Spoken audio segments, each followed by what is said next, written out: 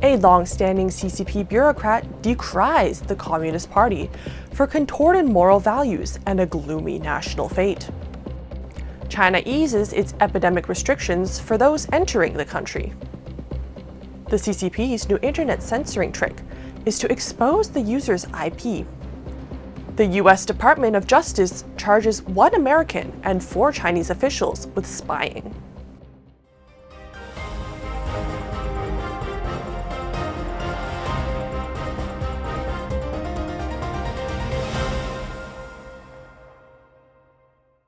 Welcome to Sound of Hope News. My name is Daniela Wolensack, and today it's May 20th. Once a member of China's ruling class, Liu Mengxiong has now condemned the Communist Party's attitude towards the Russia-Ukraine war in an article he wrote for Singapore's United Morning Press. The article is titled "Lost Values Means National Fortune Will Fall" and was published on May 17th. Mr. Liu used to be a member of the 11th Chinese People's Political Consultative Conference and Foreign Affairs Committee, a key group in China's government, and was also a member of the Hong Kong Special Administrative Region Government Strategy Development Committee. He is now a Hong Kong businessman. Liu wrote at the beginning of the article, "In a sense, the Russia-Ukraine war is a touchstone for all nations' views of right and wrong, morality and values. Since ancient times, the core of the Chinese culture has been the distinction between righteousness and unrighteousness. Aggression is a part of unrighteousness, and anti-aggression is a part of righteousness. In other words, Russia's aggression is unrighteous, and Ukraine's anti-aggression is righteous." The article pointed out that the international community, including many UN members, state the war was caused by Russian aggression. They thus condemned Russia by imposing severe international sanctions. What's puzzling is that the Chinese government refuses to acknowledge the war as Russian aggression and refuses to condemn it. Moreover, Chinese public opinion has been flooded with statements applauding the Russian aggression against Ukraine, shouting for Putin the Great, and cheering for Russian nuclear blackmail.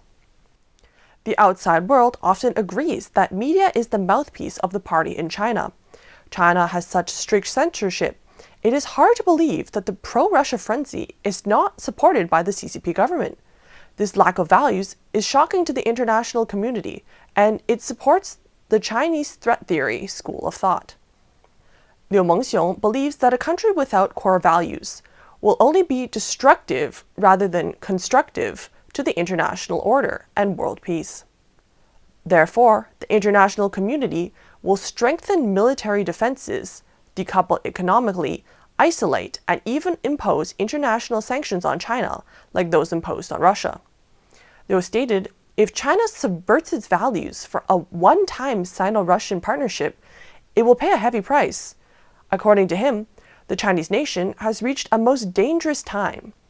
Liu also stressed that China must acknowledge Russia is an aggressor and condemn them for it. That way, China can avoid sanctions and being isolated from the international community. Otherwise, all China's talk of reform and opening up, the great rejuvenation of the Chinese nation, and the China dream will just become empty words. A nation with no values will surely be despised and shunned by the international community. Then there will be no hope. As a veteran bureaucrat of the Communist Party of China, Liu's public criticism of his party's policies reveals his strong discontent and the CCP's internal struggle. The timing of this article is also intriguing because it came just a few months before the 20th National Congress of the Communist Party of China. The CCP announced that starting from the 20th, it will adjust the COVID-19 testing requirements for travelers from the United States, Spain, Poland, and other countries. They stated the policy will be adjusted dynamically based on the epidemic situation.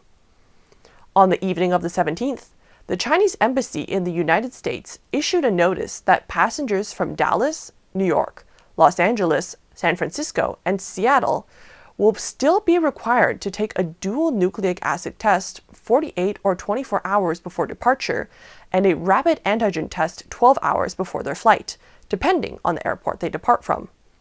For this dual nucleic acid testing, travelers must cross-check the tests in different laboratories, and one of them must be within 24 hours before boarding.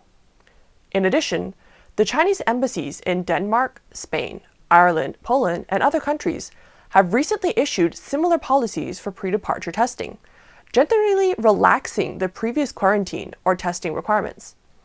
Previously, the CCP's extreme zero COVID policy included restrictions on the issuance and renewal of passports, mandatory quarantine for overseas arrivals, and flight cancellations. These caused the number of international passengers entering and leaving China to drop sharply. China's internet watchdog, the Cyberspace Administration of China, is forcing social media sites to display users' IP addresses beneath posts. Seeing as China has the most comprehensive censorship system in the world, why the need for new regulation? Weibo, one of the largest social media platforms in China, explained that this act is to prevent false activity about trending topics, such as the hardline COVID policy in China and the Russia-Ukraine war. It started revealing users' locations in March. Other big social media platforms, including Douyin, the Chinese version of TikTok, and a short app Kuaishou, followed suit last month. The function displays the provinces, cities, and countries where users have sent their last post. Users cannot turn it off. Surprisingly, some of the country's most nationalistic netizens are all living abroad. One self-proclaimed nationalist is Lian Yue. He is a patriotic writer who vowed to never emigrate from China. Ironically, his displayed location is Japan. Lian Yue is known for virally attacking Chinese individuals who have immigrated overseas. Since the location displayed on his post was outside of China, many people are now doubting his so-called patriotic feelings. In another case, Diba is one of China's largest nationalist forums. One of its acts has been to organize mass online attacks against pro-democracy protests in Hong Kong. After it was revealed to be in Taiwan, the forum faced a backlash from supporters. One Weibo user commented on the irony of American users. Their work is to hate the US, yet in reality, they go and live there. Although these nationalists mock those who criticize China's regime, they themselves are dissatisfied with living in China. If these international nationalists have such strong patriotic feelings, shouldn't they live in China and openly support the CCP there? A senior analyst at the International Cyber Policy Center of the Australian Strategic Policy Institute, Fergus Ryan, said the exposure of user IP addresses was a demand raised by these prominent nationalists. They petitioned the CCP to modify the censorship restrictions and expose the information of the critics to combat what they see as the threat from hostile foreign forces. For over 1 billion internet users in China, the revealed locations mean they lose even more privacy, regardless of their political stance. Since 2015, users have been forced to register online accounts using their real identities or mobile phone numbers. The regime has used this to access people's private conversations on apps like WeChat. Ryan said, one obvious impact is that to expose users' IP will have a chilling effect on the people. It could make them a lot less likely to express their opinion if they are more readily identifiable. A U.S. citizen and 4 Chinese intelligence officers have been indicted for spying in the United States on behalf of Chinese intelligence, according to a U.S. Department of Justice press release on May 18th. The American is a man named Wang Shujun from Queens, New York, and was arrested on March 16th. The 4 Chinese officials are named Feng He, Jie Ji, Ming Li, and Ke Qinglu, and work for China's Ministry of State Security. They are still at large. The spies targeted dissidents, human rights leaders, and pro-democracy activists in America and gave the information to China. Assistant Attorney General Matthew G. Olson of the Justice Department's National Security Division stated, "We will not tolerate efforts by the People's Republic of China or any authoritarian government to export repressive measures to our country." So, how did the spies do it? Wang, the American, is a prominent academic and helped start a pro-democracy nonprofit in Queens that opposes communism. The organization was called the Hu Yaobang and Zhao Ziyang Memorial Foundation, deceptively named after two former CCP reformist leaders. But since 2011, Wang has allegedly used this position to secretly gather information on the Chinese diaspora, specifically targeting dissidents. Wang then sent this info to his four associates in China's Ministry of State Security, according to the press release. Sometimes, Wang would communicate through encrypted emails. Other times, he memorized information, then flew to China to tell the four.